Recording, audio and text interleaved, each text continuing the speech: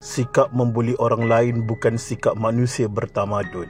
Ibu bapa perlu melihat tingkah laku anak-anak yang depan seperti pijak semut pun tak mati. Walhal, perkara paling ditakuti rupa-rupanya anak sendiri yang menjadi kepala gangster buli di sekolah.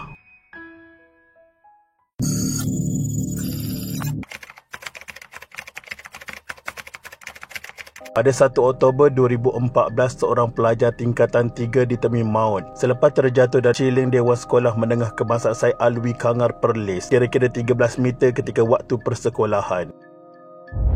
Mangsa Muhammad Hakimi Zulkifli meninggal di tempat kejadian akibat cedera parah di bahagian muka. Kejadian ngeri ini berlaku sekitar pukul 10 hingga 11 pagi ketika kebanyakan pelajar keluar semasa waktu rehat. Mengikut siasatan awal, mangsa dipercayai memecah masuk pintu belakang dewan lalu memanjat bahagian siling bangunan untuk mengambil bola takraw yang tersangkut sebelum terjatuh dalam keadaan tertiarap. Muhammad Hakimi ditemani seorang lagi rakannya, tetapi hanya mangsa yang berseorangan memanjat bahagian siling bangunan dewan sekolah terbabit.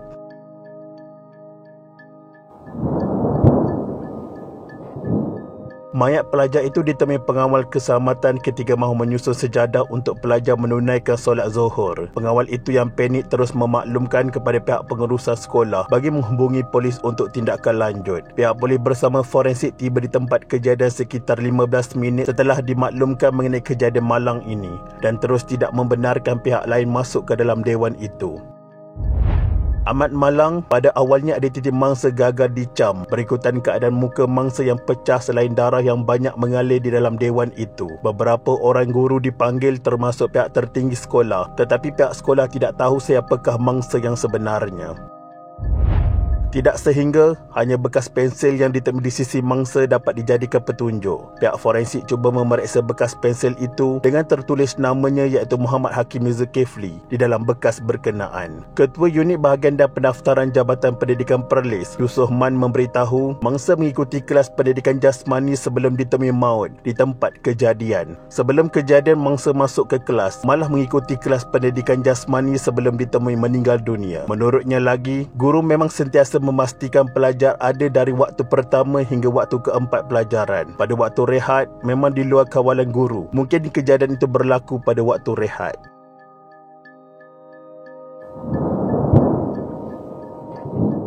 Dalam laporan lain, terdapat sumber yang mengatakan mangsa sebenarnya dibuli. Dia memanjat siling dewan berkenaan bagi mendapatkan semula bekas pensilnya yang disorok oleh rakan-rakannya. Polis sedang mendapatkan bukti berkemungkinan mangsa dibuli berdasarkan petunjuk awal, namun masih mendapatkan maklumat lengkap berhubung kejadian itu. Malah terdapat kenyataan seorang pengguna Facebook seolah-olah membenarkan dakwaan ini. Mangsa yang tiada masalah disiplin seringkali dibuli kerana dia berasal daripada keluarga yang miskin dan merupakan anak yatim piatu. Mangsa dijaga oleh datuknya dikenali Zali Ismandi bin Ismail. Dikatakan dalam satu laporan, ada kawan-kawan mangsa yang telah menyorokkan bekas pensil mangsa di atas siling tersebut. Mangsa yang tidak lama lagi akan menduduki peperiksaan PT3 tidak mampu untuk membeli pensil lain memandangkan kekangan keuangan. Mangsa tiada pilihan lain selain berusaha untuk mendapatkan semula bekas pensilnya. Mangsa memanjat siling dewan itu dan berjaya mendapatkan semula bekas pensilnya. Tetapi mangsa tidak tahu siling dewan tersebut sudah pun reput. Ketika memijak satu siling, mangsa terjatuh secara meniarap yang mengakibatkan mukanya hancur kerana terhentak dengan kuat. Mangsa disahkan meninggal dunia di tempat kejadian dengan mayatnya masih menggenggam erat bekas pensilnya itu. Mayat Hakimi dihantar ke Hospital Tuanku Fauziah HTF untuk proses bedah siasat.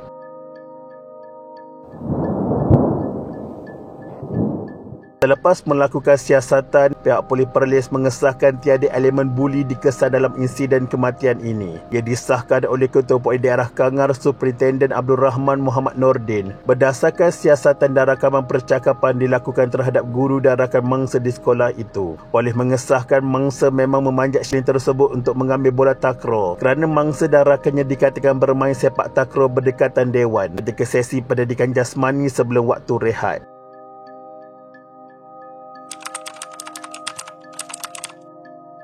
Lain pula kisah yang kedua ini pada 15 Julai 2020.